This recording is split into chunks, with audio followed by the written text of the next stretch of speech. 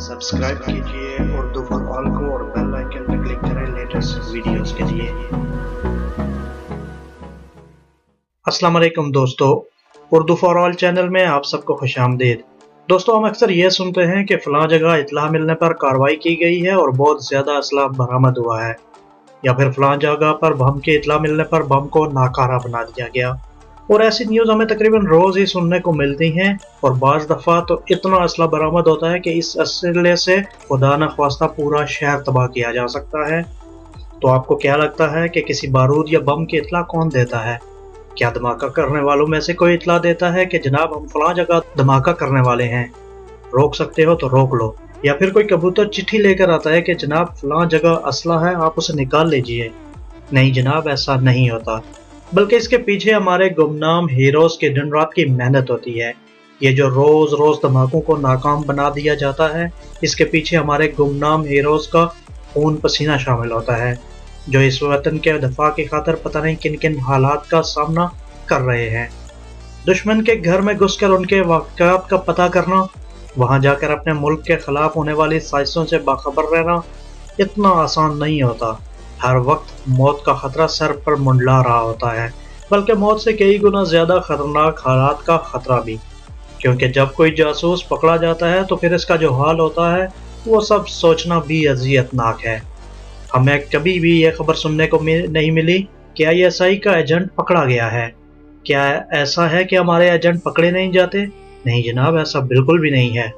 हमारे एजेंट भी पकड़े जाते हैं और उनको बहुत अज़ियतनाक मराहिल से गुजारा जाता है, लेकिन वो कभी भी ये तस्लीम नहीं करते कि वो ISI के एजेंट हैं, क्योंकि वो ISI हैं और उन्होंने कभी शिकस्त तस्लीम करना सीखा ही नहीं है, क्योंकि वो नहीं चाहते कि कोई इस कौम को ताना दे कि तुम्हारी ISI का एजेंट पकड़ा गया है।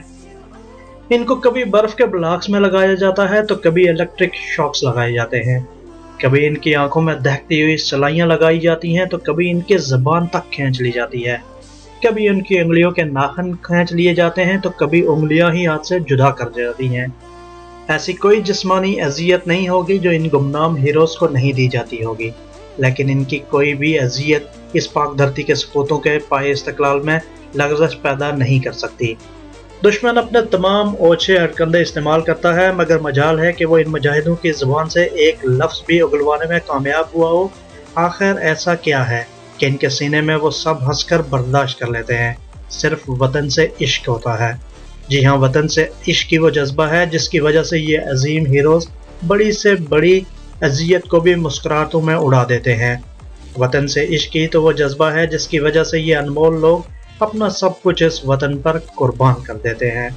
वतन से इश्क ही वो जज्बा है जिसकी वजह से कैप्टन कदीर शहजादों वाली ज़िंदगी तर्क करके 3 साल तक बलोचिस्तान की गलियों में कूड़ा चुनता है और रा के नेटवर्क को तबाह करता है और कलभूषण जैसे ख़तरनाक रा एजेंट दहशतगर्द को पकड़ता है। वतन से इश्क की वो जज्बा है जिसकी वजह से सिपाही मकबूल हुसैन 40 साल तक दुश्मन की कैद में रहता है, उनकी हर तरह की अज़ियतें बर्दाश्त करता है, उसके नाखून तक खींच लिए जाते हैं, उसकी ज़बान भी खींच ली जाती है, इस पर कुत्ते भी छोड़े जाते हैं, लेकिन वतन का ये जानबाज इस धरती के खिलाफ एक लफ्ज़ भी नहीं बोलता, बल्कि अपने खून से कोठरी की दीवारों पर पाकिस्तान जिंदाबाद लिख देता है। हम अपनी ईदें बहुत सुकून और खुशियों से गुजारते हैं।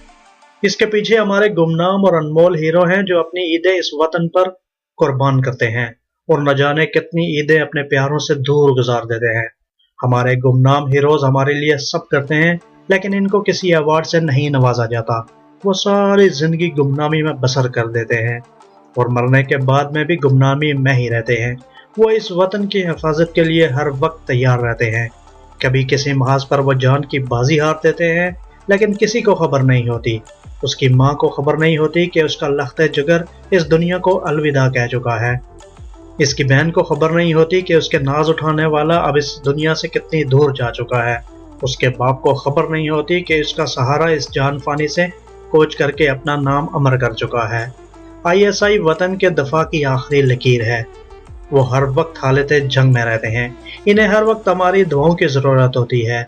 हमें इनके लिए और तो कुछ नहीं कर सकते, लेकिन हमें अपने अनमोल सिपाहियों को अपनी दुआओं में याद रखना चाहिए, जो हमारे पीछे हमारे हिफाजत करते हैं और हमें महफूज रखते हैं। वो हमसे मीलों दूर होते हैं, وہ بھی اپنے لیے پاکستانیوں کی محبت کو دیکھ کر بہت خوش ہوتے ہیں۔ ان کی قدر ہمارا فرض ہے، ان کی وجہ سے ہم لوگ محفوظ ہیں، ورنہ ہمارا حال بھی شام، فلسطین، عراق، سیریا اور لیبیا جیسا ہوتا۔